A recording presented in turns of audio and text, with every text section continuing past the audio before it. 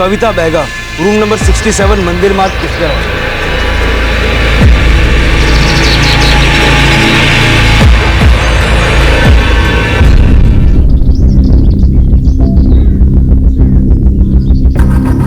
सुधीर, तुमने मुझे कहीं का नहीं छोड़ा। अब मेरे पास सिर्फ एक ही रास्ता बचा है कि मैं खुद को फांसी लगा लूं और मेरी मौत के लिए सिर्फ तुम जिम्मेदार होगे। साहब, मला माहित नहीं, मैं लड़की के बारे में कुछ नहीं जानता। लड़का लड़की लवर लोग इधर आते हैं, तो मैं राउंड लगा रहा था। मैंने तो इस लड़की को पहले कभी देखा भी नहीं। खिड़की से पैर देखा तो लगा कुछ गड़बड़ है। करीब जाके देखा तो इसकी लाश लटक रही थी। सर, बॉडी के पास से सुसाइड नोट मिला है। इसे सुधीर की वजह से इस लड़के ने सुसाइड किया है। लवर्स के बीच का मामला लगता है। ऐसा लग रहा था कि ये एक आत्महत्या का मामला है। एक 19 साल की लड़की कविता ने अपने प्रेमी सुधीर की वजह से खुदकुशी कर ली। लेकिन क्या ये वाकई एक साधारण आत्महत्या का केस था? जैसे जैसे इस केस की परतें खुलने लगी और जो बातें सामने आई वो रोंगटे खड़े कर देने वाली थी। ये एक ऐसा केस था जिसमें प्यार, वासना, जुनून, दगाबाजी और धोखा सब कुछ था।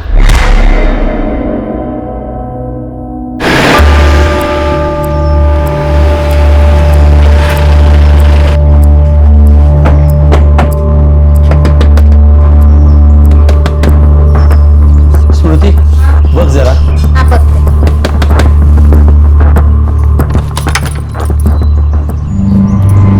कविता बैगा का घर यही है? हाँ यही है। मैं माँ हूँ उसकी। क्या हुआ उसे? हमें उसकी लाश मिली है। आपको लाश की पहचान के लिए आना पड़ेगा। स्मृति, सफोकेशन की वजह से मौत हुई है।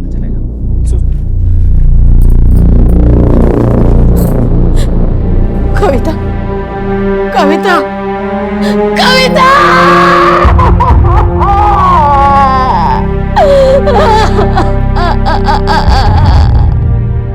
साहब, हमें पता नहीं है सुधीर कौन है। नहीं, कविता ने उसके बारे में कुछ बताया हमको। साहब, कविता बहुत ही होनहार स्टूडेंट थी। अभी कॉलेज में एडमिशन लिया था उसने। 12वीं के एग्जाम में तो बहुत अच्छे मार्क्स आए थे उसके। आप लोग सुधीर के बारे में नहीं जानते, पर कोई तो होगा जो इस सुधीर को जानता हो। कविता की कोई सहेली, कोई खास सहेली? सोनाली, वो उसकी दोस्त थी। वो एक ही कॉलेज में पढ़ते थे दोनों। ये सोनाली रहती कहाँ है? ये तो हमें नहीं मालूम साहब, लेकिन हाँ, कविता ने एक दिन सोनाली को फोन करके उसके घर का एड्रेस पूछा था और कविता हर एड्रेस अपने डायरी में लिखा करती थी।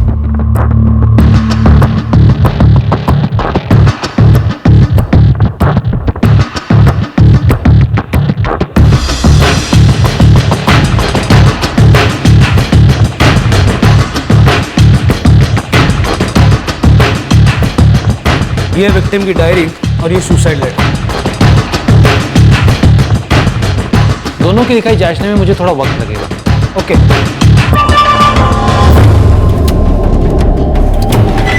सर, ये रहा सोनाली का एड्रेस। कविता की डायरी से मिला। कविता के मोबाइल से की गई सारी डायल्ड और रिसीव्ड कॉल डिलीट की गई। सिर्फ सुधीर को की गई लास्ट कॉल सेव है। उसका नंबर है 444567 और वो नंबर अभी बंद है सर।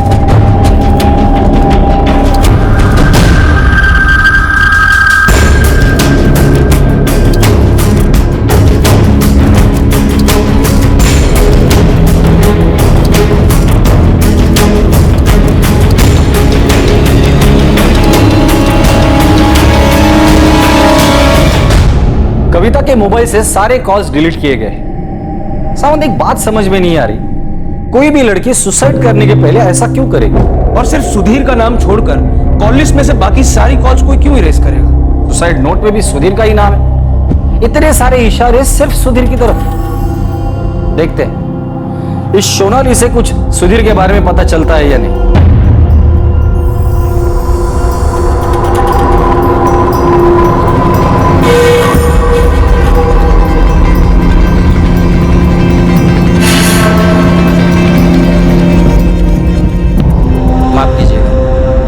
डिटेल पोस्टमार्टम होने के बाद ही आपको डेड बॉडी मिलेगी।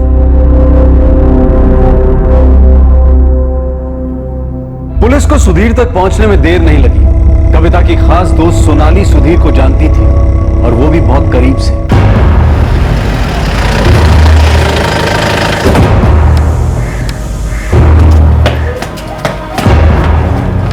क्या हुआ है सर? सोनाली, कविता बेगा तुम्हारी अच्छी दोस्त थी ना? जी सर, कविता मेरी अच्छी दोस्त थी। ठीक है, क्या मतलब है सर? सोनाली, कविता ने सुसाइड किया। कविता के मोबाइल से हमें किसी सुधीर का नंबर मिला है। नंबर है 44467645। सोनाली, ये तो क्या तुम किसी सुधीर को जानती हो? सुधीर मेरे बड़े भाई हैं, ये नंबर भी उन्हीं का है। बात क्या है साहब? क्या किया है सुधीर ने? सुधीर कहाँ है? लेकिन उन्होंने किया क्या है सर? कविता ने अपने सुसाइड नोट में लिखा है कि वो सुधीर की वजह से आत्महत्या कर रही है। कहाँ है वो? सर, सुधीर भैया बैंक एग्जाम्स के लिए गए हुए हैं। कुछ ना कुछ गड़बड़ है सर, वो ऐसा कुछ नहीं कर सकते। कविता के मोबाइल से आखिरी कॉल सुधीर को की गई और उसने सुसाइड नोट में भी सुधीर का ही नाम लिखा।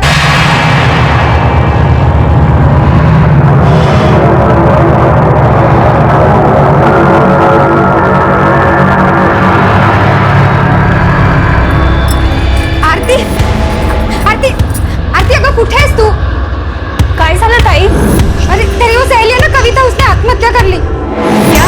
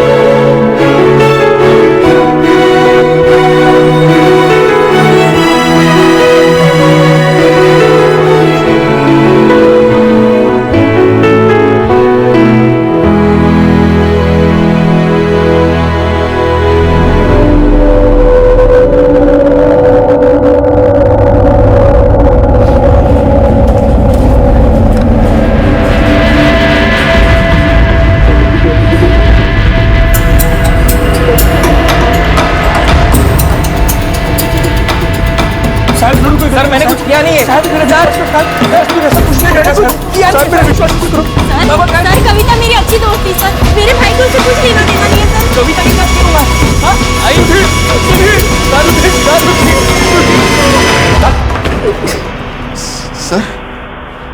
सर सर मैं सिर्फ बैंक की एग्जाम देने गया था, और आप जिस पुरानी बिल्डिंग की बात कर रहे हैं वहां पर मैं कभी गया ही नहीं, और मैं कविता के साथ क्यों जाऊंगा? सर यकीन मानिए, कविता और मेरा कोई रिश्ता नहीं है।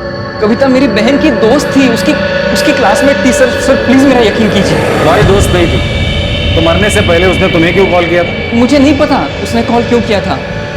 वैसे सर जब भी फोन किया करता था मैं खुद उसे फोन किया करता था सर। क्यों? वो तो तुम्हारी दोस्त भी नहीं थी, फिर तुम क्यों उसे कॉल करते थे? सर मेरी बहन के पास मोबाइल नहीं है, उसके बारे में जानने के लिए मैं कविता को फोन किया करता था। शायद इसी वजह से कविता के मोबाइल में मेरा नंबर स्टोर है। सर मेरी बात का यकीन कीजिए, मैंने कुछ नहीं किया है सर मैं बेकसूर हूं, मुझे इसमें फंसाया जा रहा है कोई। सर लाख समझाने पर भी कविता ने एक नहीं सुनी। इसमें तुम्हारी भी गलती है स्मृति। अगर तुमने मुझे नहीं रोका होता तो ऐसा नहीं हुआ होता। अच्छा हुआ चली गई, जिल्लत तो नहीं झेलनी पड़ी।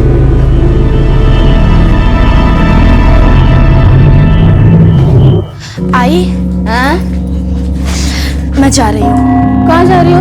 एक्स्ट्रा क्लासेस है आई। जाना जरूरी है क्या ऐसी हालत में? मैं क्या बोलती हूँ, तू कॉलेज छोड़ दे। कब तक छिपी रहेगी ये बात? मैं जल्दी आ जाती हूँ आई। ये तो कविता, मेरी गलती थी,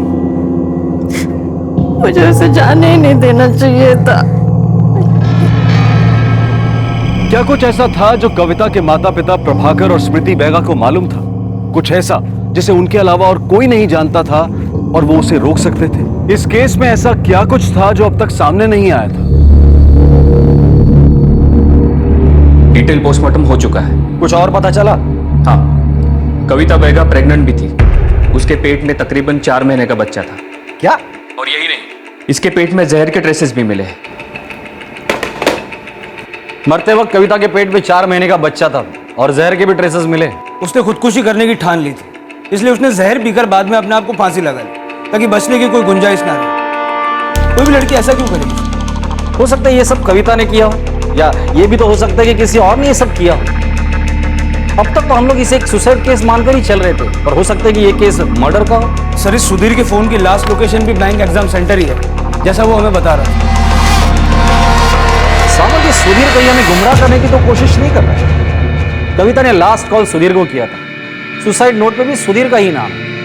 सारे एविडेंस तो सुसाइड की तरफ ही इशारा कर रहे हैं। और ऐसा भी तो हो सकता है कि सुधीर अपना फोन बैंक एग्जामिनेशन सेंटर में छोड़कर कविता के पास आया हो और उसका मर्डर किया हो, एक परफेक्ट प्लानिंग के साथ। सुसाइड नोट की हैंडराइटिंग और विक्टिम की डायरी में लिखे नोट्स की हैंडराइटिंग दोनों काफी हद तक अलग है। मुझे डाउट है कि दोनों एक ही इंसान की हैंडराइटिंग नहीं है।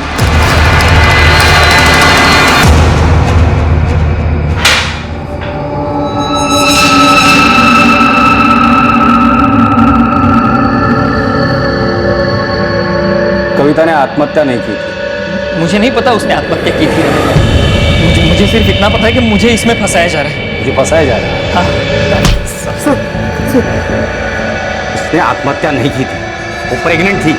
4 महीने का बच्चा था उसके पेट में। पहले उसे जहर दिया गया, फिर लटकाया गया। सुसाइड तो एक नाटक था जो तुमने रचा था। तो मैंने एक बात बता, उसके घर वालों को पता था वो प्रेग्नेंट है? अबे बोल। सर, मुझे नहीं पता वो प्रेग्नेंट थी या नहीं सर। सर, मैं तो सिर्फ इतना जानता हूँ कि वो मेरी बहन की दोस्त थी। इसके अलावा मुझे कुछ नहीं पता सर। सर, मेरा यकीन कीजिए सर, मेरा किसी लड़की के साथ कोई अफेयर नहीं है सर।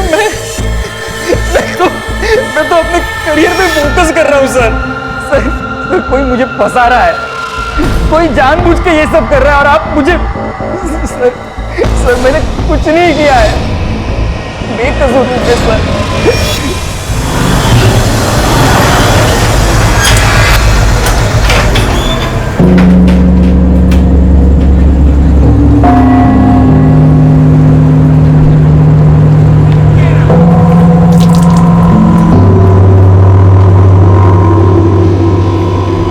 विश्वास, कविता ने आत्महत्या कर ली है। क्या? कैसे?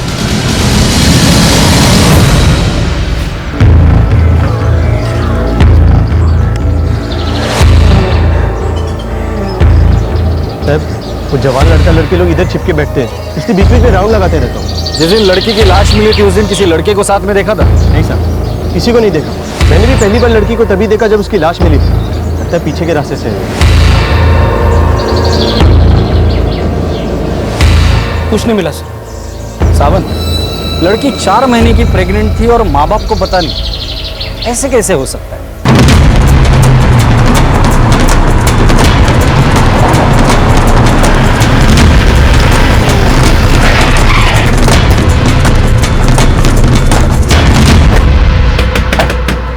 पहले हमें लगा था कि आपकी बेटी का केस एक सुसाइड केस है, और अब लगता है कि एक मर्डर केस है। और एक बात, आपकी बेटी 4 महीने की प्रेग्नेंट है। क्या आपको वाकई नहीं पता था कि वो पेट से है? हमें वाकई पता नहीं था। नहीं, उसने हमें बताया। हमें तो आपसे पता चल रहा है साहब कि वो पेट से थी। देखिए, अगर आप कुछ छुपाने की कोशिश करें तो छुपाइए मत, कोई फायदा नहीं होगा। साहब, हम क्यों छुपाए? क्या फायदा होगा हमें छुपा के? मेरी बेटी 4 महीने पेट से थी।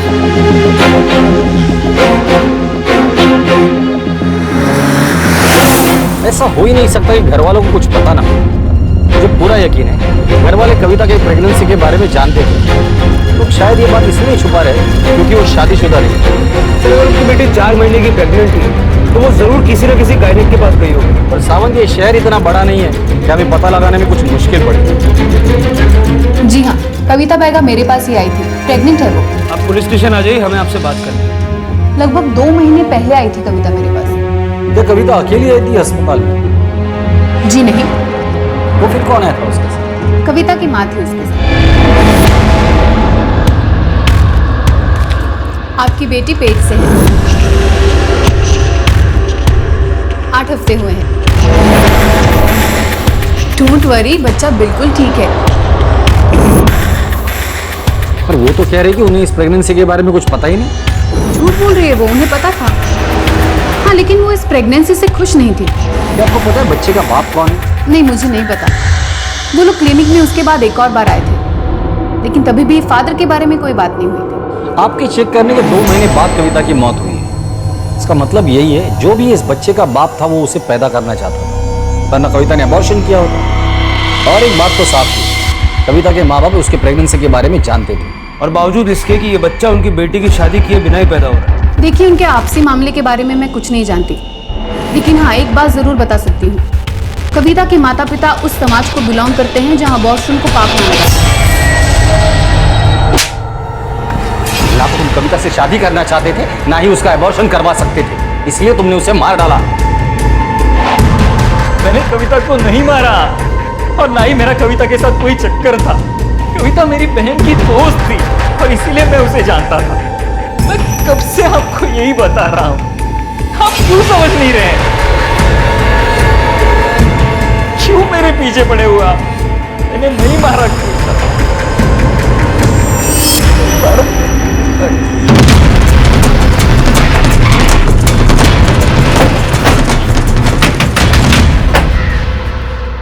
आप दोनों को अच्छी तरह से पता था कि कविता प्रेग्नेंट थी, और शायद ये भी पता था कि वो मरने वाली है। क्या कहना क्या चाहते हैं आप? और क्या क्या छिपा रहे हैं हमसे? इस बच्चे के बाप का नाम, या आप दोनों ने मिलकर कविता को मारा है, या उस बच्चे के बाप के साथ मिलकर आपने उसे मरवाया है? साहब, आप बेबुनियाद इल्जाम लगा रहे हैं हम पर। इल्जाम नहीं लगा रहे, पूरे दावे के साथ कह रहे हैं प्रभाकर जी। आप ही गई थी ना कविता को लेकर डॉक्टर आदित्य के पास, जब कविता के पेट में 2 महीने का बच्चा था।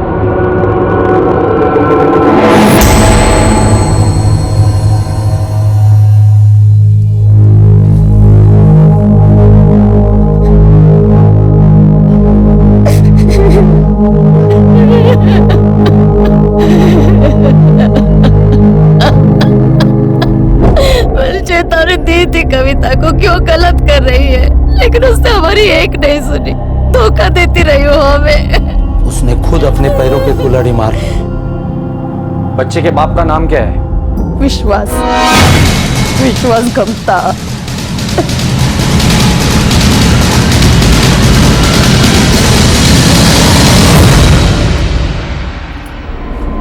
विश्वास, सच सच बताओ, कविता की आत्महत्या के पीछे कहीं तुम्हारा हाथ तो नहीं? क्या बात कर रही है तू? दिमाग खराब है क्या तेरा? कुछ भी कह रही है तू। मेरा उससे कोई लेना देना नहीं है। कब का छोड़ दिया था उसे?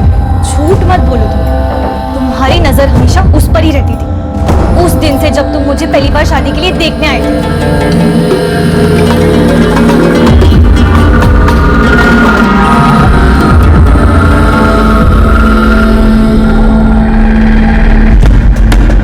ये विश्वास गमता कौन है? कविता की सहेली का पति। और फिर सामने आया एक ऐसा सच जो शॉकिंग था। एक दोस्त अपनी दोस्त की पीठ में ही छुरा भोंक रही थी। एक आदमी 2 लड़कियों की भावनाओं के साथ खेल रहा था, और 2 परिवार मिलकर भी एक आदमी और एक लड़की को अपनी और अपनों की जिंदगी बर्बाद करने से नहीं रोक पाए।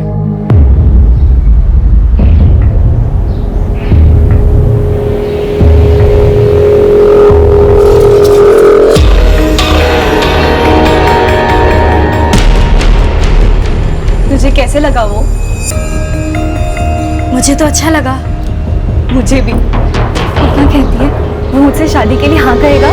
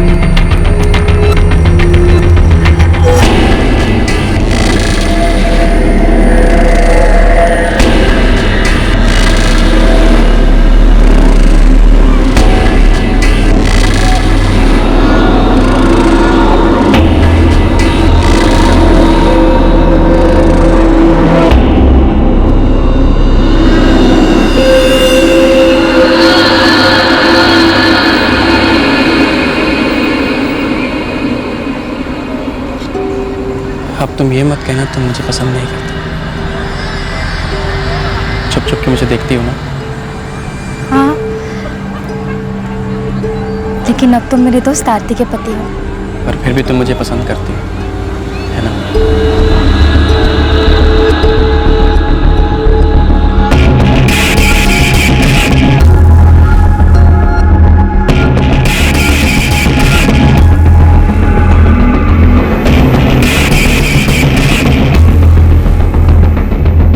अब तुम ये मत कहना कि तुम मुझे पसंद नहीं करते। छुप छुप के मुझे देखती हो ना।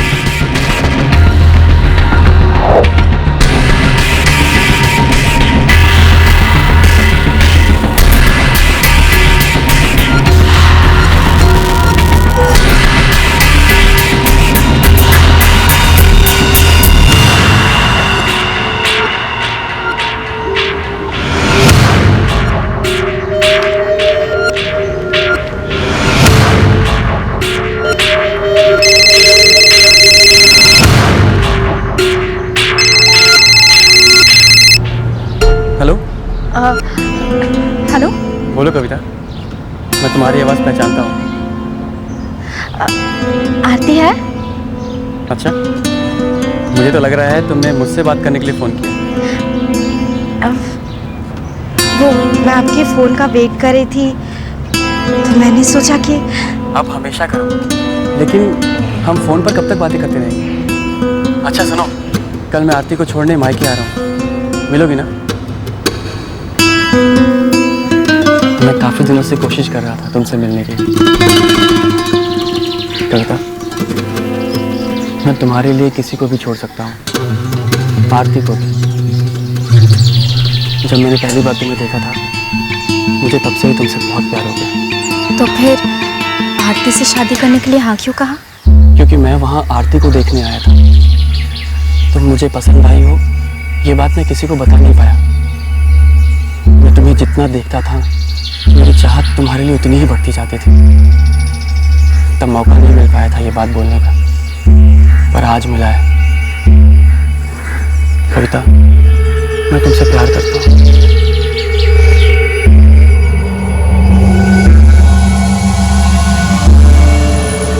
कविता अपनी सहेली आरती को धोखा दे रही थी, लेकिन एक दिन आरती को पता चल ही गया।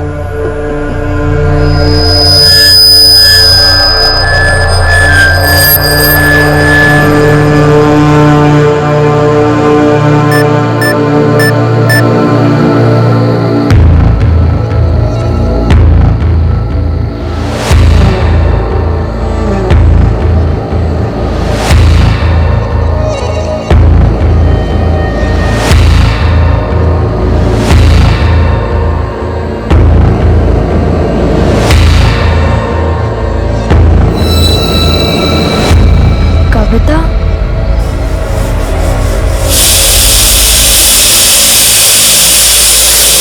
कविता का मैसेज आया था तुम्हें कल रात? तुमने मेरी सबसे अच्छी दोस्त के साथ चक्कर चलाया, शर्म नहीं आई तुम्हें? क्या बकवास कर रही हो तुम? मेरा किसी के साथ कोई चक्कर नहीं चल रहा है, फालतू बातें मत किया करो, समझी? झूठ मत बोलो तुम। मैंने तुम्हारे मोबाइल में कविता के सारे मैसेजेस पढ़ लिए, याद वाले भी और गंदे वाले भी। तुमने मुझे धोखा दिया और मेरी सबसे अच्छी दोस्त ने भी। अब मैं तुम दोनों के चक्कर के बारे में सबको बता कर रहूंगी।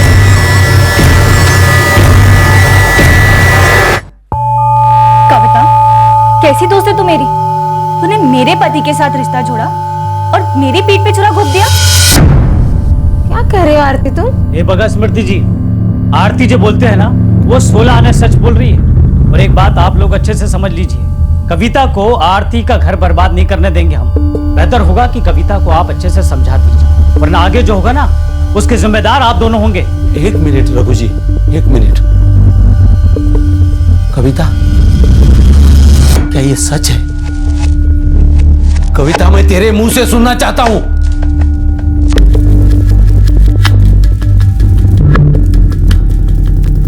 ये दोनों क्या बोले? इन्होंने जो गोल खेला है, ये उनके मोबाइल के मैसेजेस से सब पता चल जाएगा। अगर आपको यकीन नहीं होता तो आप खुद देख लीजिए। रघु जी, कविता ने जो गलती की है उसके लिए हम आपसे माफी चाहते हैं। हम समझाएंगे कविता को, लेकिन मैं ये नहीं मानता कि सारी गलती कविता की है। इसमें ये विश्वास भी तो जिम्मेदार है। प्रभाकर जी, मुझे पता है हमारा सिक्का भी खोटा है, इसलिए हम आपसे तमीज से बात करते हैं। देखिए, ये बात को अभी आगे नहीं बढ़ाते। हम सबके लिए बेहतर यही होगा कि कविता तुम और विश्वास तुम दोनों आज के बाद एक दूसरे से बात या मिलने की कोशिश भी नहीं करोगे। ये वादा करो सबके सामने।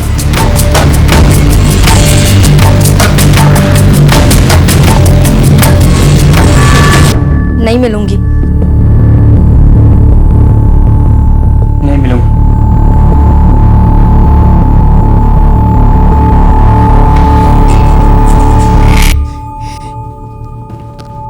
आरती को तो उसके माँ बाप ने समझा दिया, लेकिन कविता और विश्वास कभी नहीं समझे। सब कहने की बातें हैं। सबको धोखा देकर लगातार मिलते रहे वो दोनों। मुझे अच्छी लगती है ना जी। क्या हो?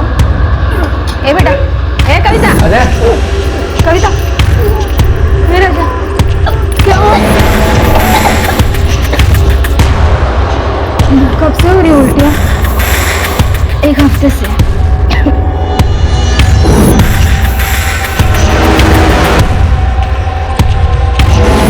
आपकी बेटी पेट से है, 8 हफ्ते हुए हैं। डोंट वरी, बच्चा बिल्कुल ठीक है। क्या हुआ, कोई प्रॉब्लम है? कुछ नहीं, कुछ नहीं।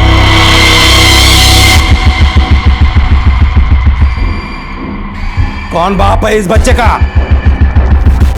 विश्वास है क्या?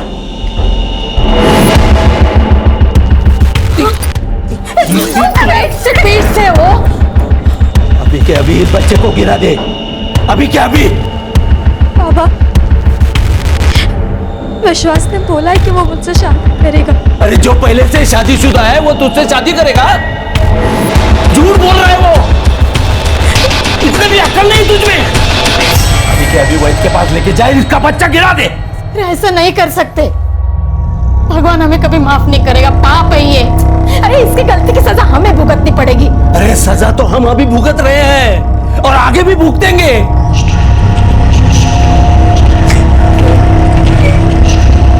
अगर उसने शादी भी की ना इससे, तो वो आरती के साथ गलत होगा।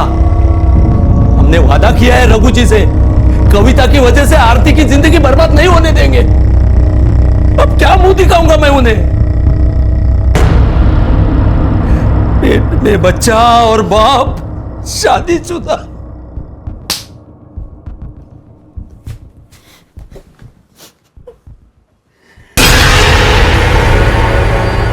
ये आरती रहती कहाँ है?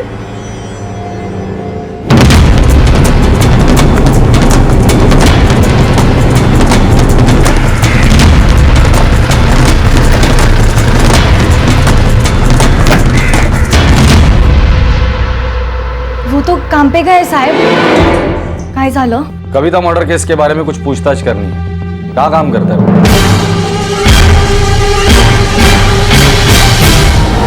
साहब, आप मेरी बात का यकीन करो साहब। साहब, मेरा कविता से कोई लेना देना नहीं है साहब। मैंने साहब, मैं सच बोल रहा हूँ साहब। मैंने कुछ नहीं किया साहब। मैं तो सर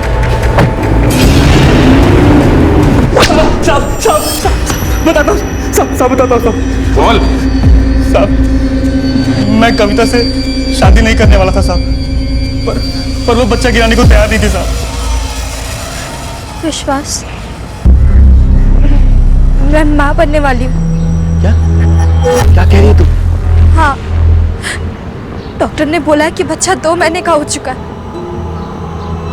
देख देख कविता, मैं तुझसे बहुत प्यार करता हूँ, लेकिन इस बच्चे को अभी गिराना होगा। क्या? क्यों? देख, समझने की कोशिश कर। मैं आरती को अभी नहीं छोड़ सकता। वो भी बच्चे की माँ बनने वाली है। देख, हमें थोड़ा इंतजार और करना पड़ेगा। तू समझ मेरी बात, समझ रही ना? दो जिंदगियों के साथ खेल रहा था तू, दोनों को धोखा दे रहा था। मुझे नहीं लगा था ये दोनों अपना वादा तोड़ देंगे। मुझे लगा था कि कि विश्वास ने कविता के साथ सारे रिश्ते तोड़ दिए। मैं सब कुछ भुलाकर नई जिंदगी के सपने देखने लगी, पर अब सब कुछ बिखर गया। बस कर। कविता ने सुसाइड नहीं किया था, तुमने उसे मारा था। साहब, मैंने उसे समझाने की बहुत कोशिश की थी कि वो बच्चा गिरा दे, पर वो एक ही रट लगाए बैठी थी साहब।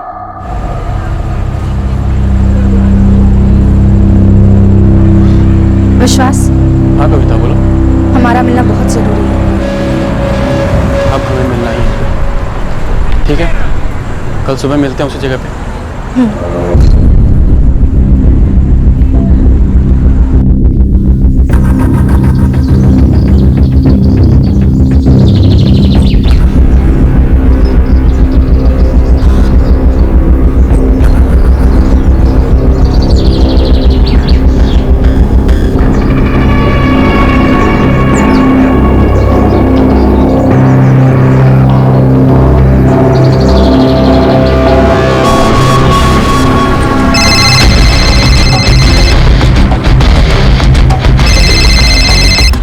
हाँ, मैं 10 मिनट वहीं आ रहा हूँ।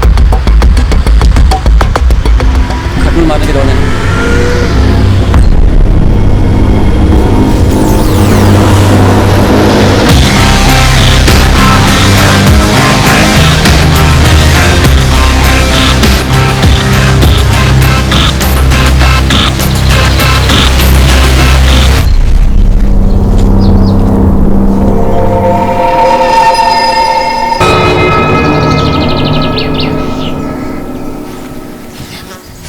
विश्वास, विश्वास, मैं ये बच्चा नहीं गिराऊंगी।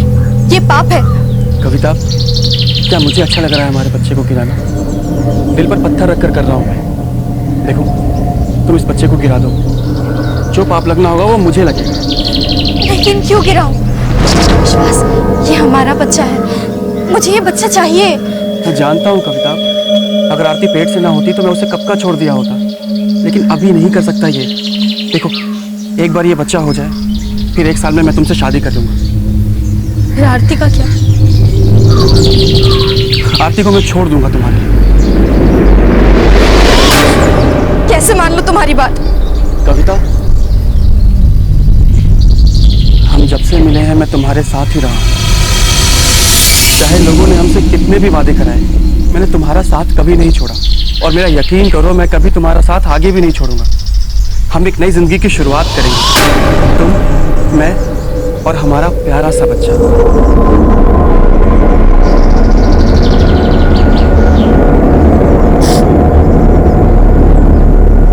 मुझे तुम पर पूरा भरोसा है विश्वास। तुम जैसा कहोगे मैं वैसा ही करूंगी।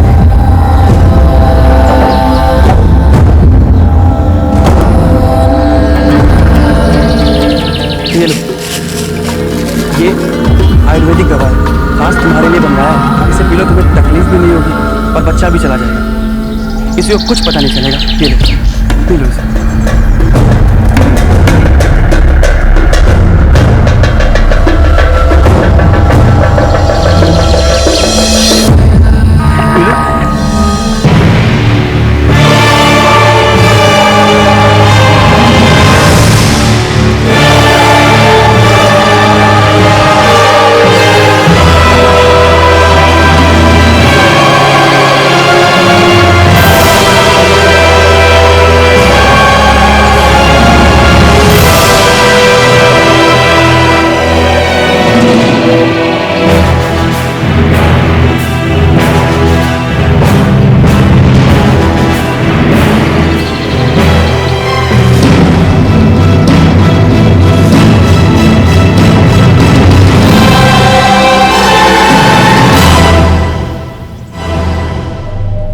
कविता का खून तुमने किया था, फिर इल्जाम सुधीर पे क्यों डाला? ये सुधीर बीच में कहां से आ गया? साहब, मैं और कविता जब भी मिलते थे ना साहब, तो अक्सर कविता को सुधीर के फोन आते थे। कविता, हम लोग कुछ दिनों में बाहर चलते हैं। कहाँ?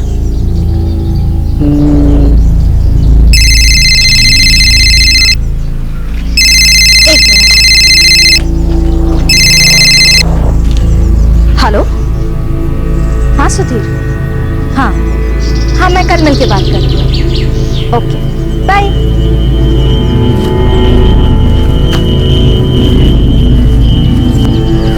किससे बात करी थी? सुधीर से। मेरी दोस्त है ना सोनाली, उसका भाई है। सोनाली का भाई? सोनाली का भाई तुम्हें क्यों फोन किया? क्योंकि सोनाली के पास फोन नहीं है, इसलिए वो सोनाली से बात करने के लिए मुझे फोन करता है। तो तुमने उसे ये क्यों कहा कि कल मिलकर बात करती? क्योंकि कल मैं सोनाली से मिल रही हूँ ना, तो जब उससे मिलूंगी तब उससे बात करूंगी।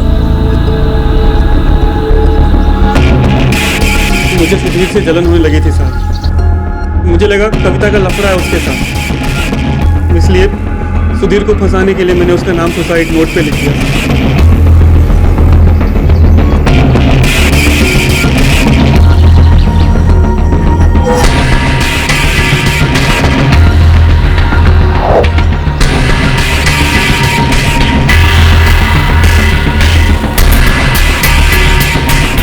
साले, तुझे अंदाजा भी नहीं एक साथ कितने बेगुनाह लोगों की जिंदगियां बर्बाद की है तूने। कविता, उसके पेट में पलने वाला बच्चा, तुम्हारी अपनी बीवी आरती, उसके पेट में पलने वाला बच्चा, कविता के माँ बाप, तुम्हारे अपने माँ बाप।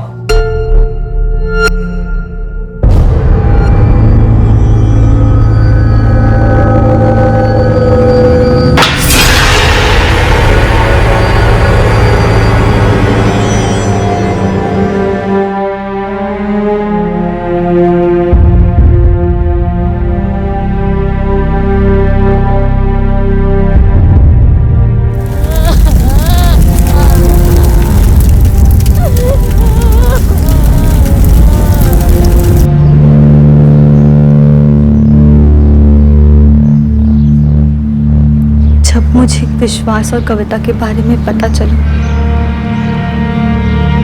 पूरी तरह टूट चुकी थी।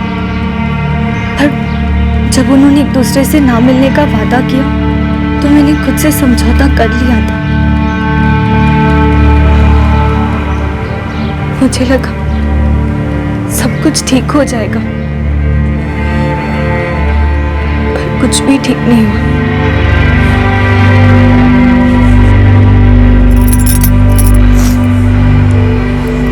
मेरी थी, मुझे पहले ही समझ लेना चाहिए था कि जो आदमी और लड़की मेरे पीठ पीछे इतना सब कुछ कर सकते हैं, वो कुछ भी कर सकते हैं।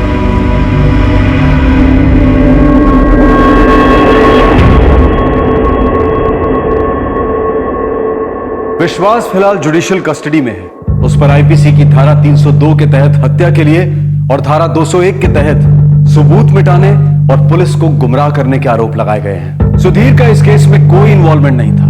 विश्वास ने अपने जुर्म को छुपाने के षड्यंत्र में जानबूझकर सुधीर को इस केस में फंसाया था। आरती को विश्वास और कविता के संबंधों की जानकारी थी, लेकिन वो कविता की प्रेगनेंसी के बारे में कुछ नहीं जानती थी। कितना अच्छा हो अगर हमें अपने किए का अंजाम पहले से ही पता चल जाए, ताकि हम सूझबूझ से काम ले सके, पर शायद ये मुमकिन नहीं है। कितना अच्छा होता अगर कविता को समय रहते इस बात का एहसास हो जाता कि जिस शख्स की तरफ वो आकर्षित हो रही है वो उसकी दोस्त का पति बनने जा रहा है, और वो उसके साथ कोई रिश्ता ही ना जोड़ती। रिश्ता जोड़ने के बाद भी काश कविता को इस बात का एहसास हो जाता कि वो झगड़े और कलह के हालात पैदा कर रही है, और वो अपने आप को रोक लेती। काश आरती को पता चल जाता कि उसकी दोस्त उसके पति के साथ मिलकर उसकी पीठ में छुरा भोंक रही है, और वो इस शादी से निकल जाती। ज्यादातर जुर्म के बारे में यही समझ में आता है कि अगर समय रहते कुछ उचित कदम उठा लिए जाते तो होने वाली दुखद और संगीन घटनाओं को टाला जा सकता था। अंजाम अच्छा हो सकता था अगर दिमाग सतर्कता और सूझबूझ के साथ इस्तेमाल किया गया होता। सतर्क होने का सिर्फ ये मतलब नहीं है कि हम अंजाम के बारे में सतर्क रहें। सतर्क होने का मतलब है सही समय पर उठाया गया वो कदम जिससे होने वाले अंजाम को टाला जा सके, खासकर ये जानते हुए कि हमारे किए का अंजाम बुरा होने वाला है। हमारे आज के एपिसोड की दूसरी कहानी।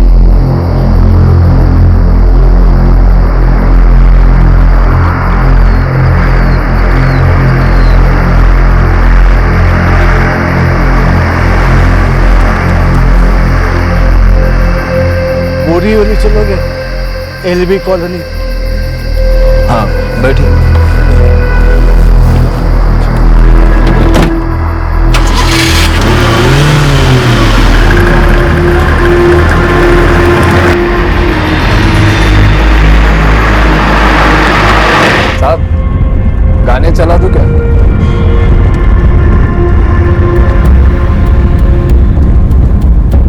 आपकी तबीयत तो ठीक है साहब?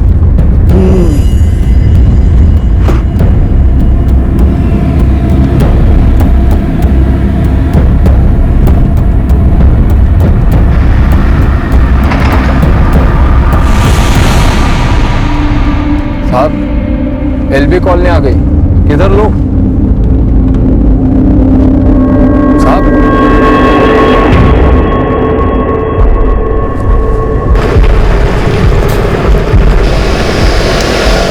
साहब एलबी कॉलोनी आ गया, कहाँ लूं?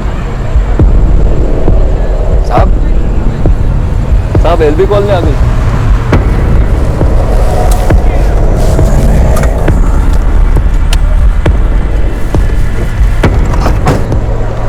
साहब एलबी कॉलोनी आ गई। साहब साहब इन्हें क्या हो गया?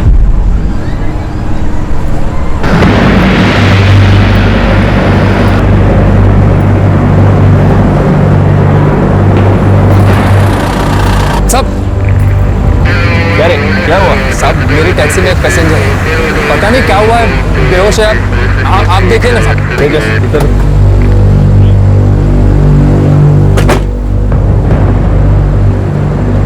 सांसें तो चल रही है। एम्बुलेंस को फोन करो तुरंत। Yes sir. कहाँ से बैठे थे तुम्हारी गाड़ी में? बस ऐसे। क्या हुआ क्या है?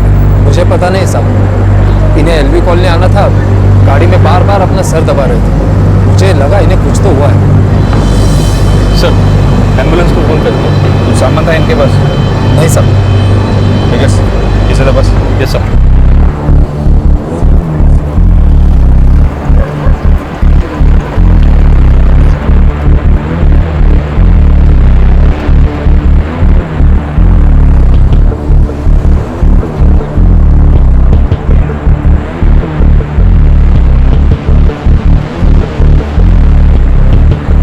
क्या रहता क्या है? बस है सर, ये सीनियर सिटीजन का कार्ड मिला है, एकनाथ तावड़े नाम है, बोरोली का एड्रेस है, सिद्धेश पैराडाइज एलबी कॉलोनी। शायद वसई से अपने घर जा रहे थे। और सर इनके मोबाइल से किसी रमाकांत को लास्ट कॉल किया गया था। रमाकांत? पहले इन्हें हॉस्पिटल ले जाते फिर देखते।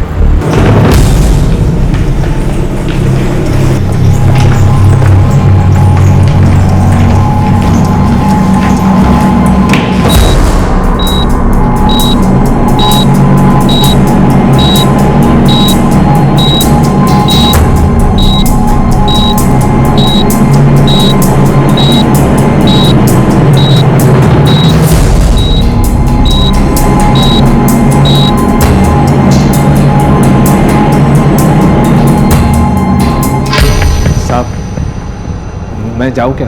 जब तक इनके बारे में हमें कुछ पता नहीं चलता तुम कहीं नहीं जाओगे। तेजस रमाकांत ला फोन कर। Yes sir.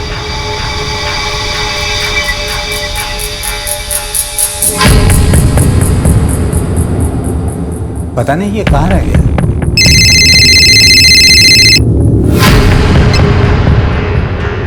एकनाथ कुठे आहेस तू? रमाकांत जी बोल रहा हूँ। मैं पुलिस सब इंस्पेक्टर तेजस सोनटक्के बोल रहा हूँ। एकनाथ तावड़े हमें बेहोशी की हालत में एक टैक्सी में मिले। उन्होंने अपने मोबाइल से लास्ट कॉल आपको ही किया था। हाँ वो मेरा भाई है, मैं सिद्धेश पैराडाइज में रहता हूँ, वो मेरे घर आ रहा था। कहाँ है वो? हम उन्हें एलएनसी हॉस्पिटल लेकर आए हैं। हाँ मैं हॉस्पिटल पहुँचता हूँ। क्या हुआ? किसका फोन था? पुलिस को एकनाथ टैक्सी में बेहोशी की हालत में मिला, वो उसे लेकर हॉस्पिटल चले गए। क्या कर दिया प्रसाद ने?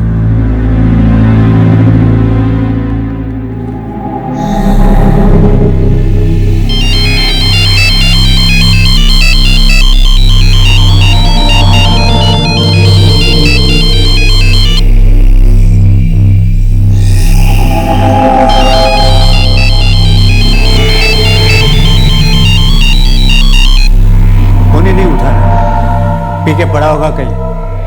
मैं हॉस्पिटल जाता हूँ।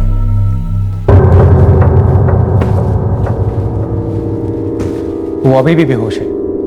उनके सर में इंटरनल इंजरी है, ऐसा लगता है उनके सर पे किसी भारी चीज से वार किया गया है। अब चोट कितनी गहरी है ये तो सिटी स्कैन के बाद ही पता चलेगा।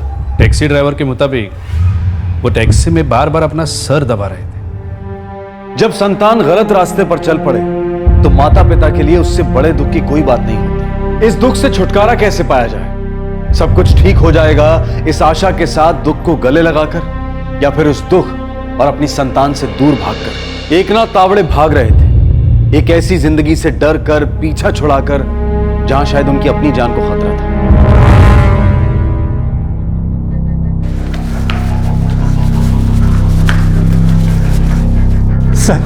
सर, मैं रमाकांत तावड़े, एकनाथ तावड़े का भाई। कहाँ है वो? कैसा है? देखिए, उनका सीटी स्कैन तो हो चुका है, लेकिन अब तक उन्हें होश नहीं आया। अंदरूनी चोटें। डॉक्टर का कहना है कि उनके बचने के बहुत कम चांसेस हैं। रमाकांत जी, क्या आप बता सकते हो उनके साथ क्या हुआ था? उन्होंने आपको फोन पर कुछ बताया था?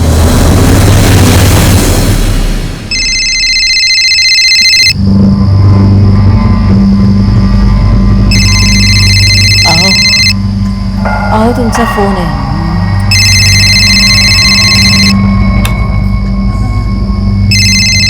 एकनाथ, इतनी रात में? हाँ एकनाथ। रमाकांत, मैं तेरे पास आ रहा हूँ। इतनी रात में? क्या हुआ? सब ठीक तो है ना? बस बहुत हो चुका, मैं अब यहाँ नहीं रह सकता। लोग मुझे मार डालेगा। लेकिन तू ठीक तो है ना? कुछ ठीक नहीं है। मैं टैक्सी लेकर तेरे घर आ रहा हूँ। हाँ, आजा आजा आजा। वो कौन था जिससे एकनाथ इतने डरे हुए थे? उन्हें किससे जान का खतरा था? अपने बेटे से, प्रसाद तावड़े।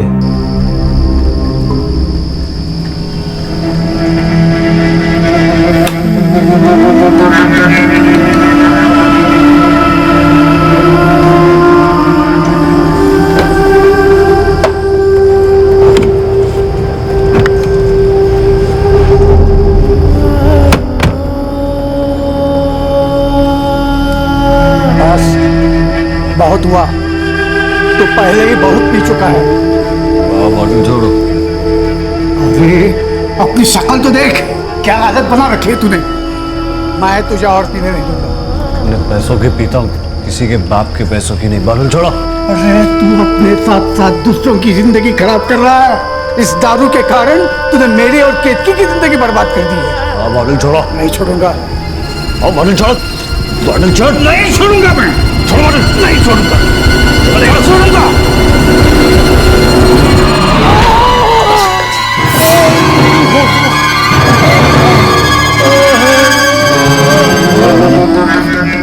बॉटल ले लो।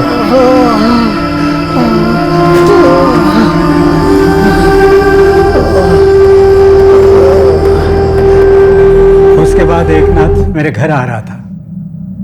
मैं उसके इंतजार में था कि आप लोगों का फोन आया। वो वसई में रहते हैं? जी।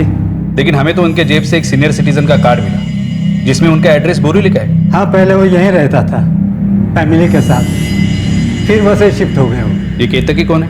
केतकी प्रसाद की मंगेतर थी। आई एम सॉरी, हम एकनाथ जी को बचा नहीं पाए। He's dead.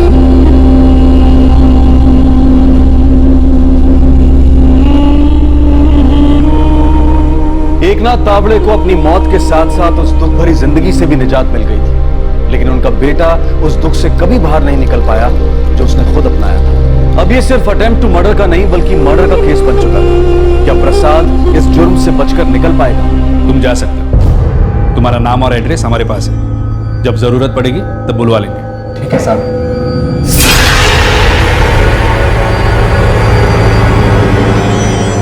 सर, ये एकनाथ का बेटा प्रसाद फोन नहीं उठा रहा। फोन स्विच ऑफ नहीं किया, रिंग हो रही है। एड्रेस लो, घर से उठा। जितेंद्र, तेरे बाबा नहीं रहे। कल रात प्रसाद ने उनके सर में जोर से मारा था, जिससे उसकी मौत हो गई। उसकी बॉडी एलएनसी अस्पताल में रखी है। मैं समझ सकता हूँ काका, लेकिन मैं ये मीटिंग कैंसिल नहीं कर सकता। वैसे भी आई और बाबा ने खुद अपना दुर्भाग्य चुना था। प्रसाद एक दुर्भाग्य से ज्यादा कुछ नहीं है। ना कभी खुद चैन से जिया, ना किसी को चैन से जीने दिया।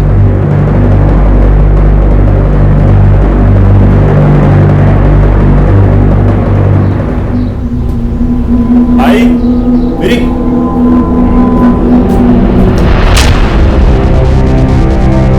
हाँ, आले आले।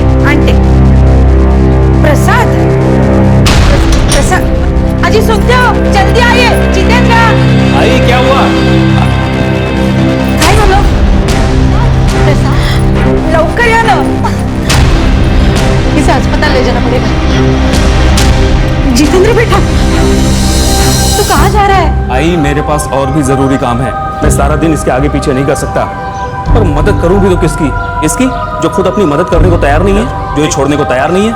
और फिर मैं क्यों इसके चक्कर में अपनी जिंदगी खराब करूं? अभी ये सब कहने का टाइम नहीं है। मैं आई हूँ इसकी, तू भाई है इसका। अभी इसे अस्पताल ले जाने की जरूरत है बेटा। आई बस, बहुत हुआ। आप और बाबा इसके साथ रहना चाहते हैं तो शौक से रहिए, लेकिन मैं इसका ये रोज रोज का नाटक और बर्दाश्त नहीं कर सकता। मैं और पूर्णिमा इस घर को छोड़कर जा रहे हैं।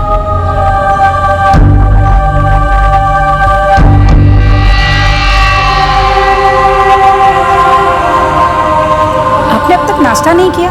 ऑफिस नहीं जाना है क्या? क्या हुआ? पूर्णिमा, बाबा नहीं रहे। प्रसाद ने बाबा को मार डाला। क्या? प्रसाद ने बाबा को? आई तो उस नर्क से निकलकर चली गई, पर अपने पीछे बाबा को तड़पने के लिए छोड़ गई।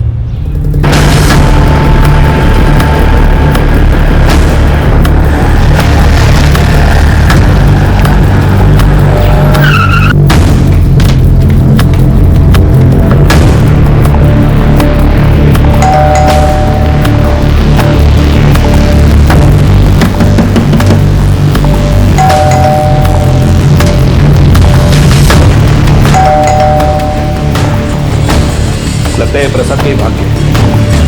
चलो।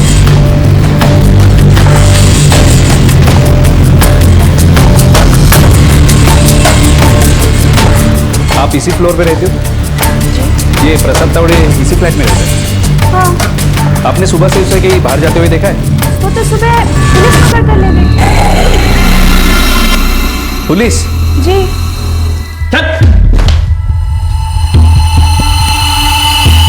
मेरा बाप एकनाथ तावड़े कहाँ है? बाहर गया होगा। ये इसका बाप एकनाथ तावड़े, पता है कहाँ गया? नहीं सर, मैंने नहीं देखा। जब वो इधर आता है तो वैसे ही पुलिस स्टेशन में खबर करना। जी।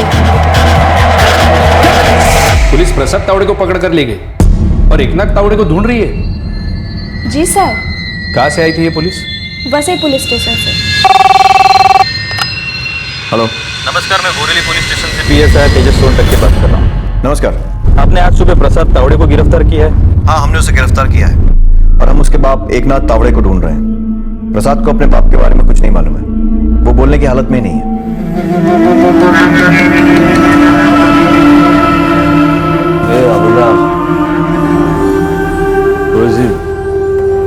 पिलाना।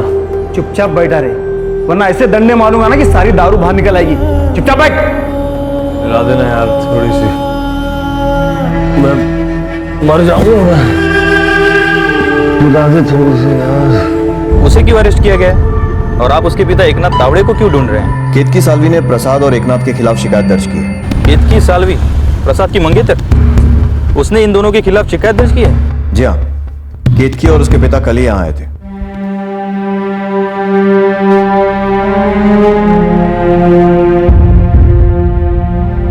बताइए, घबराइए मत, बताइए बात क्या है। जी, हमें प्रसाद तावड़े और उसके पिता एकनाथ तावड़े के खिलाफ रिपोर्ट लिखवानी है। क्या किया है दोनों ने? मुझे ब्लैकमेल कर रहे हैं। आप ये प्रसाद और एकनाथ को कैसे जानती हैं? प्रसाद मेरा मंगेतर था, लेकिन अब मैंने उसे अपनी मंगनी तोड़ दी है। वो आपको ब्लैकमेल क्यों कर रहा है?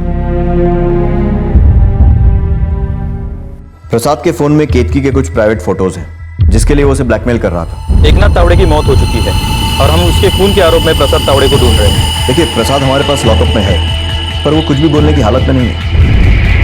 सर, प्रसाद वसई पुलिस की कस्टडी में है। इस वक्त वो कुछ भी बोलने की हालत में नहीं है। उसकी एक्स-फियांस से केतकी, उसने प्रसाद और उसके पिता दोनों के खिलाफ शिकायत दर्ज की है। उसका कहना है कि ये दोनों उसे उसके कुछ प्राइवेट फोटोज के लिए ब्लैकमेल कर रहे थे। बाप बेटे का एक लड़की को ब्लैकमेल कर। और बेटे का बाप को मार डाला। ये केस है क्या? डॉक्टर साहब, केस की बॉडी को आप मॉर्ग में रखवा सकते हैं? इसका बड़ा बेटा नहीं आ रहा है और छोटे बेटे को पुलिस ने पकड़ा है। मुझे थोड़ा सा वक्त दीजिए, मैं उनसे बात कर लूंगा। वो शायद प्रसाद को इसका क्रियाक्रम करने दें। ठीक है, मैं अरेंजमेंट्स करता हूँ। आपका बहुत बहुत शुक्रिया डॉक्टर साहब।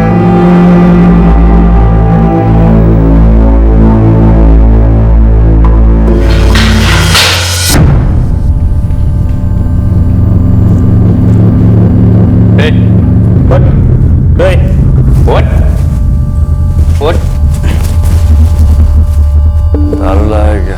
दारू नहीं, डंडा लाए। तुमने अपने बाबा को क्यों मारा? पर तुम दोनों मिलकर केतकी को ब्लैकमेल क्यों कर रहे थे? बाबा काका के साथ है। तेरे बाबा मर चुके हैं। कल रात तूने उनके सर पे मारा था। बाबा काका के साथ बोरीवली में उनसे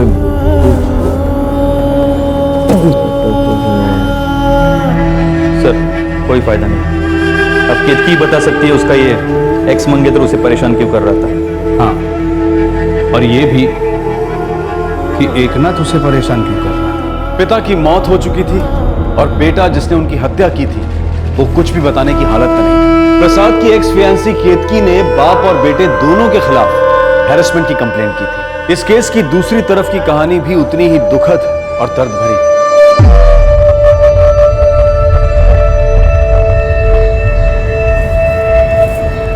क्या हुआ बेटा? पुलिस स्टेशन से फोन था क्या?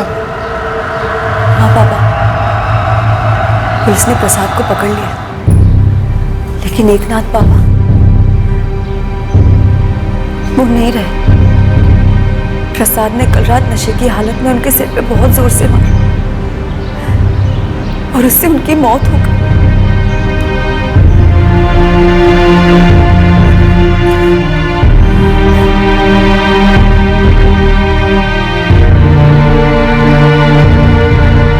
मिस्टर प्रसाद तावड़े,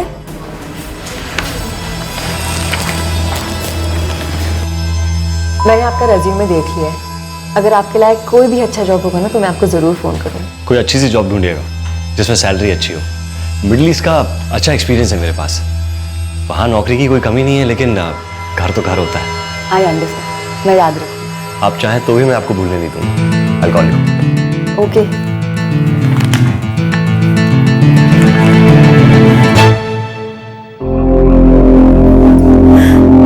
वो ऐसा बिल्कुल नहीं था पापा। जब मैं उससे मिली थी तब वो ऐसा बिल्कुल नहीं था। यम्मी, मुझे यहाँ की कॉफी बहुत पसंद है। यूँ जब तुम साथ होती हो ना, सब चीज अच्छी लगती है मुझे। तुमने अपने पेरेंट्स के बारे में कुछ नहीं बताया मुझे। हमारी मिडिल क्लास फैमिली है, बाबा रिटायर्ड है, आई हाउस वाइफ है और घर में भैया बाबा। और तुम्हारी फैमिली में? मेरे पापा एक प्राइवेट कंपनी में काम करते हैं, मेरी मम्मी हाउस वाइफ है और मेरे कोई भाई बहन नहीं है। हम दो ओनली चाइल्ड। तो बहुत लाड प्यार से पाला होगा। हाँ, मेरे मम्मी पापा मुझे बहुत प्यार करते हैं। सिर्फ मम्मी पापा?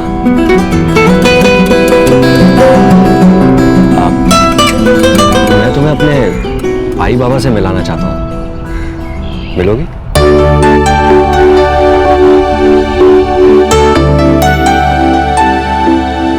अरे आई, दीजिए दीजिए।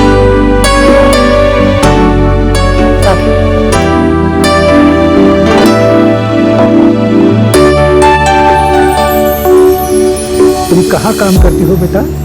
बाबा, मैं जिंटेक कंसल्टेंसी सर्विसेज में काम करती हूँ एज ए रिसेप्शनिस्ट।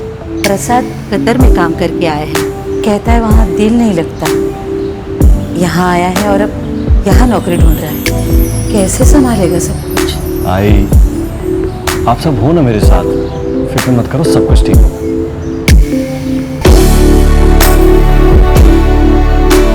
आई बाबा, कैसी लगी केतकी आपको?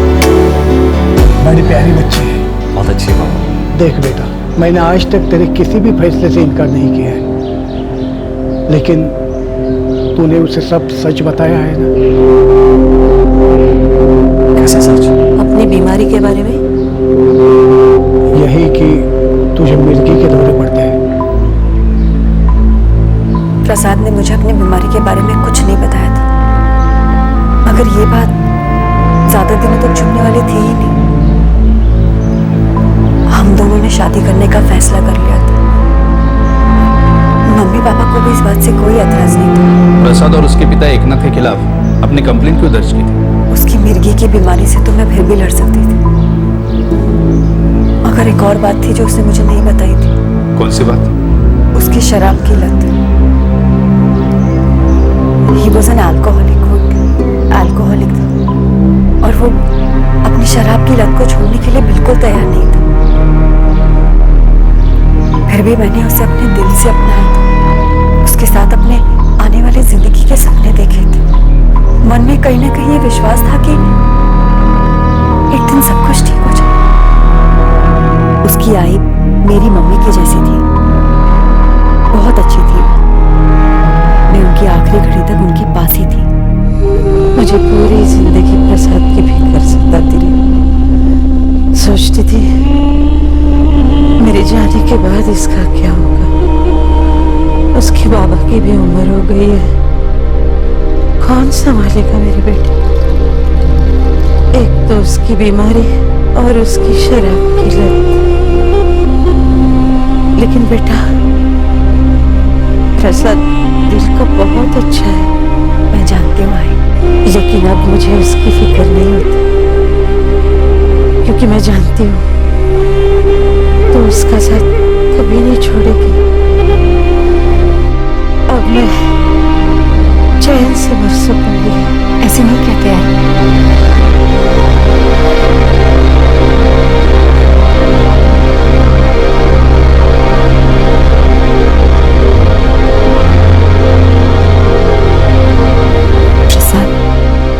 बाबा बहुत अकेले हो गए।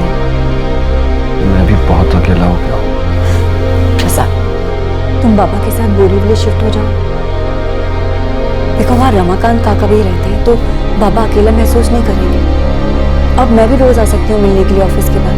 पहले हम वहीं रहते थे, लेकिन वहां के खर्चे हम झेल नहीं पा रहे थे, इसीलिए वैसे ही शिफ्ट हुए। अब वापस जाने का कोई सेंस नहीं बनता।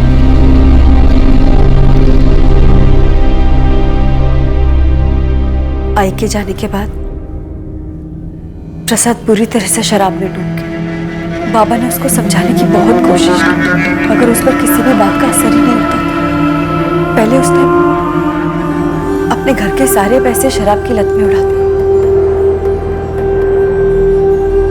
और फिर उसने मुझे भी पैसों के लिए। Hello, Zintech consultancy services.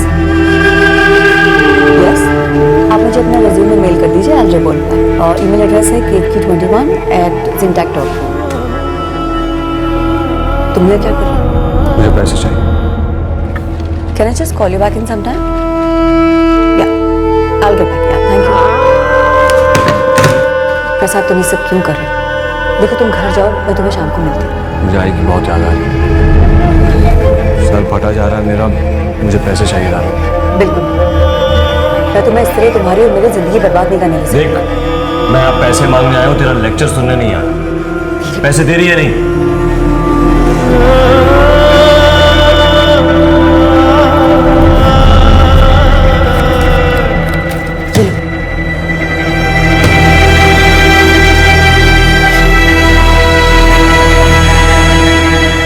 बेटा, मुझे ये सब कुछ ठीक नहीं लग रहा है। वो कभी सुधरने वाला नहीं है बेटा। अगर तुमने ये शादी कर भी ली ना, तो उसके जैसे इंसान के साथ तुम कब तक रिश्ता निभा पाओगी? मुझे एकनाथ बाबा की भी उतनी ही फिक्र थी। एक तरफ तो वो अपने अकेलेपन से लड़ रहे थे, और दूसरी तरफ अपने बेटे की हरकतों से। एक दिन मुझे उन्होंने बुलाकर बोला, बाबा चाय। बैठ बेटा। तुम्हें याद है बेटा, जब तुम पहली बार इस घर में आई थी, मैं बहुत खुश हुआ था। मुझे लगा अब मेरे बेटे का घर बस जाएगा, पर अब मेरे बेटे की खुशी से भी ज्यादा मुझे तुम्हारी चिंता लगी रहती है। मुझे लगा था कि प्रसाद सुधर जाएंगे और अभी भी ऐसा ही लगता है। यही उम्मीद तो मैंने और प्रसाद क्या ही नहीं लगाई थी। वो काम के लिए जब बाहर चला गया तब ऐसा लगा शायद अब कुछ बदल जाएगा, पर नहीं। वहां का काम छोड़कर वो वापस यहाँ चला आया। यहाँ आने के बाद वो खूब दारू पीने लगा। कोई भी काम वो ठीक तरह से नहीं कर पाता था। फिर तू उम्मीद की किरण बनकर आई। पर सच कहता हूँ बेटा, मेरे प्रसाद के साथ तू खुश नहीं रह पाएगी। अपनी जिंदगी बर्बाद कर रही है तू मेरे बेटी जैसी है। मैं नहीं चाहता जो हमें सहना पड़ा वो सब तुम्हें सहना पड़े।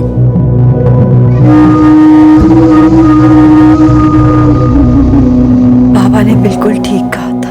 आपकी बातों से ये नहीं लगता कि आपको एकनाथ के खिलाफ कोई शिकायत है? फिर आपने उनके खिलाफ कंप्लेंट क्यों नहीं? केतकी को हमेशा यही लगता रहा कि हालात सुधर जाएंगे, लेकिन एक दिन उसकी उम्मीदों ने दम तोड़ दी। अब वो इस दुख से बाहर निकलना चाहती थी, एक नई जिंदगी को गले लगाना चाहती थी, लेकिन शायद ये सब कुछ इतना आसान नहीं था। पापा, मैंने फैसला कर लिया।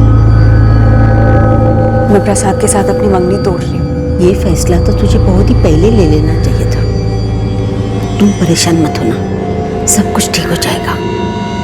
लेकिन कुछ ठीक नहीं हुआ। प्रसाद, मुझे बार बार फोन करके तंग मत किया करो। हमारा रिश्ता टूट चुका है। मुझे तुमसे कोई लेना देना नहीं।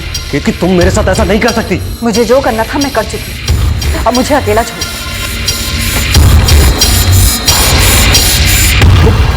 वो मुझसे कह रही है कि मुझसे शादी नहीं करेगी।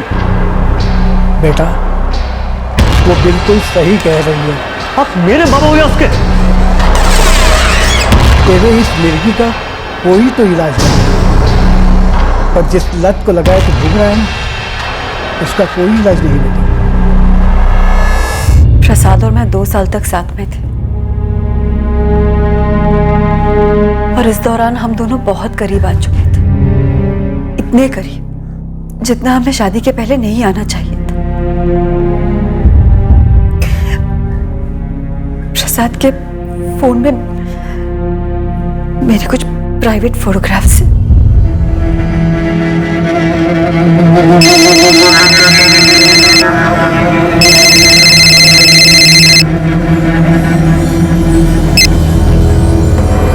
नमस्ते बाबा। मुझे पता था तू बाबा का फोन जरूर उठाएगी। प्रसाद, क्यों परेशान कर रहे हो मुझे? तूने मुझे छोड़ दिया, लेकिन मैं तुझे इतनी आसानी से नहीं छोड़ूंगा। मुझे पैसे चाहिए, वो भी पूरे 5 लाख। क्या? पागल हो क्या? नहीं, लेकिन तुझे जरूर पागल कर दूंगा अगर तूने मुझे पैसे नहीं दिए। तुझे याद है मैंने तेरे फोटो क्लिक किए थे? पैसे नहीं मिले ना तो वो फोटो इंटरनेट पे होंगे और उनकी एक एक कॉपी तेरे माँ बाप के पास। तुम ऐसा कुछ नहीं करोगे। मैं बिल्कुल कर सकता हूँ। अगर तूने मुझे फोन नहीं किया शाम को और पैसे देने का वादा नहीं किया तो ये पिक्चर्स तेरे माँ बाप तक पहुंच जाएंगी।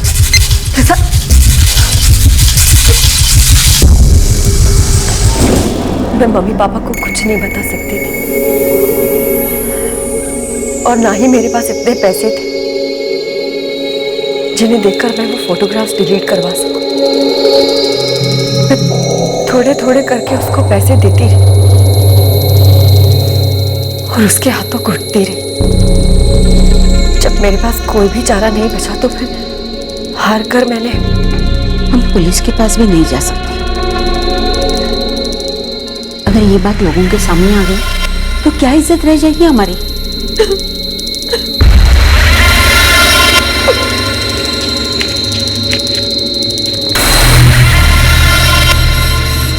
क्या है? 2 लाख है। प्रसाद, वो फोटोज डिलीट कर दो। मैंने 5 लाख मांगे थे। प्रसाद प्लीज, हम दोनों रिलेशनशिप में थे। जो तुमने तोड़ दिया वही तो नहीं भूल पा रहा हूं। 5 लाख दे दो और मैं फोटो डिलीट कर दूंगा। बाकी के पैसों का इंतजार करूंगा।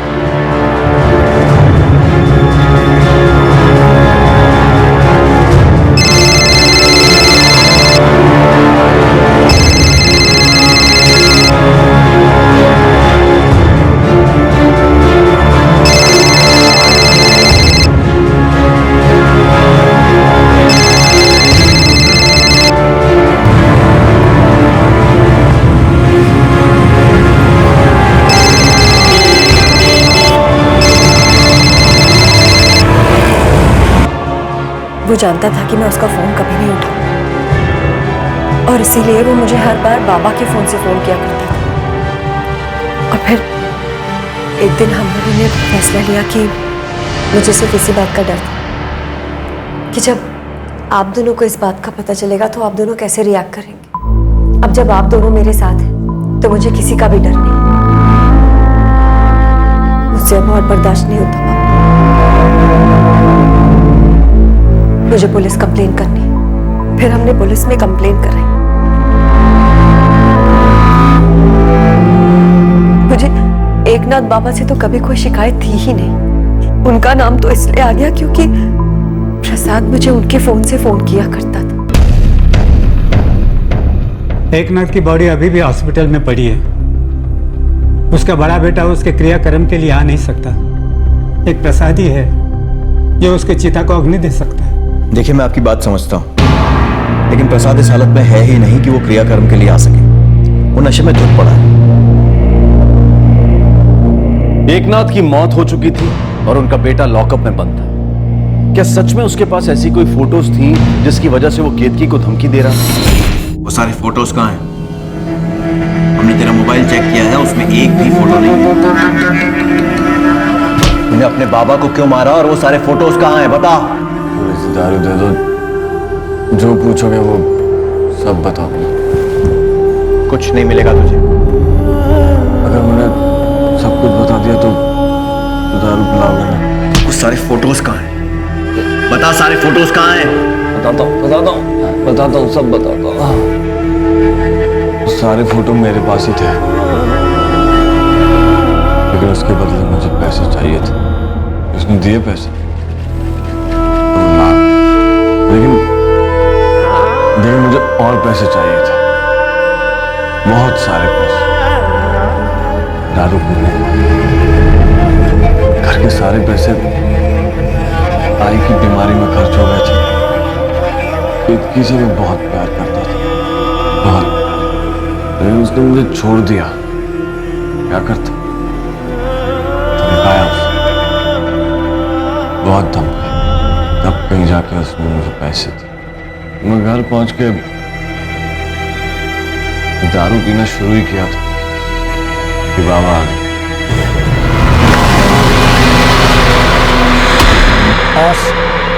बहुत हुआ, तो पहले ही बहुत पी चुका है। पैसों से पीता हूँ, किसी के बाप के पैसों को नहीं। दारू छोड़ो। अरे तू अपने साथ साथ दूसरों की जिंदगी खराब कर रहा है। इस दारू के कारण तूने मेरे और केतकी की जिंदगी बर्बाद कर दी है। मैं बार बार उनसे कहता हूँ, मुझे पीने दो, मुझे पीने दो, पर वो नहीं माने साहब। अब बाटल छोड़ो। नहीं छोड़ूंगा। अब बाटल छोड़। बाटल छोड़। नहीं छोड़ूंगा मैं।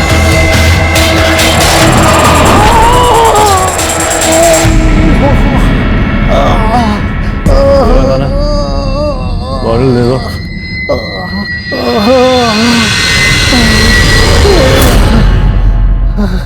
मैंने मारा बाबा को जोर से सर पर। अब बाबा कहाँ है? काका के पास है क्या? मर चुके? नहीं साहब, मेरी आई मर चुकी है।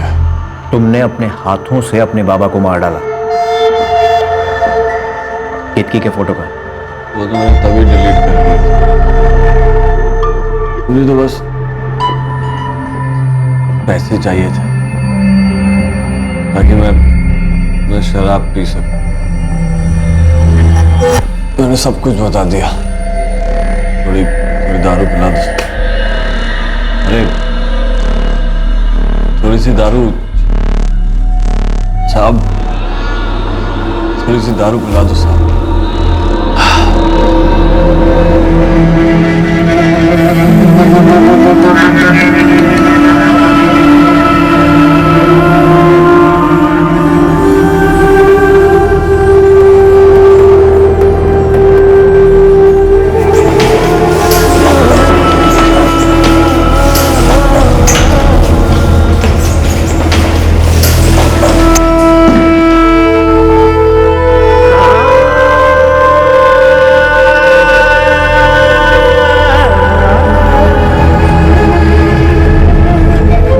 सर प्रसाद बच नहीं सका, उसे फैटल अटैक आया था।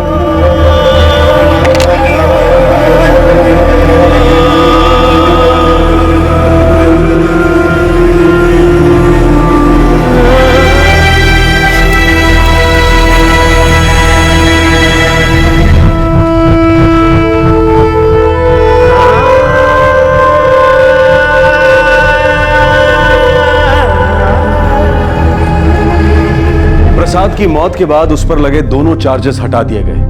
केतकी के हैरेसमेंट की और एकनाथ तावड़े की हत्या की फाइल्स बंद कर दी गई। सबने जो कठिन वक्त देखा उसका बहुत ही दुखद अंत हुआ, पर अगर हालात को दूसरे तरीके से संभाला जाता तो क्या सब कुछ ठीक हो जाता, ये कह पाना बहुत मुश्किल है। लेकिन हम पीछे मुड़कर यह जरूर सोचते हैं कि क्या कदम उठाया जाना चाहिए, ऐसा क्या किया जाना चाहिए था कि बात यहां तक न पहुंचती। जब कोई बच्चा गलत रास्ते पर निकल पड़ता है तो माता पिता के लिए आसान नहीं होता उसे वापस सही रास्ते पर लेकर आना। बहुत मुश्किल होता है उस इंसान को यह समझा पाना कि वो अपनी जिंदगी बर्बाद कर रहा है, जब तक उसे अपनी गलती का एहसास ना हो और वो खुद अपने आप को बदलने की कोशिश ना करे। पर इसके साथ ही उस इंसान के करीबी लोगों को भी यह समझना होगा कि वो किसी दूसरे के दर्द को अपना दर्द नहीं बना सकते जो कि उसने खुद पाला है, वरना उन्हें दर्द के अलावा और कुछ नसीब नहीं होगा। किसी भटके हुए इंसान को सही रास्ते पर लाने की कोशिश के साथ साथ हमें भी इस बात से सतर्क रहना होगा कि कहीं उसका दुख हमें कमजोर ना बना दे, क्योंकि दर्द को झेलना भी अपने आप में एक दुखद अनुभव है। आपसे फिर मुलाकात होगी क्राइम पेट्रोल सतर्क में एक और नए केस के साथ। तब तक अपना ख्याल रखें, सुरक्षित रहें और याद रखें, सही वक्त सही कदम, सतर्क रहें। जय हिंद। इस तरह के और भी एपिसोड देखने के लिए हमारे चैनल को सब्सक्राइब करें और बेल आइकन दबाना ना भूलें।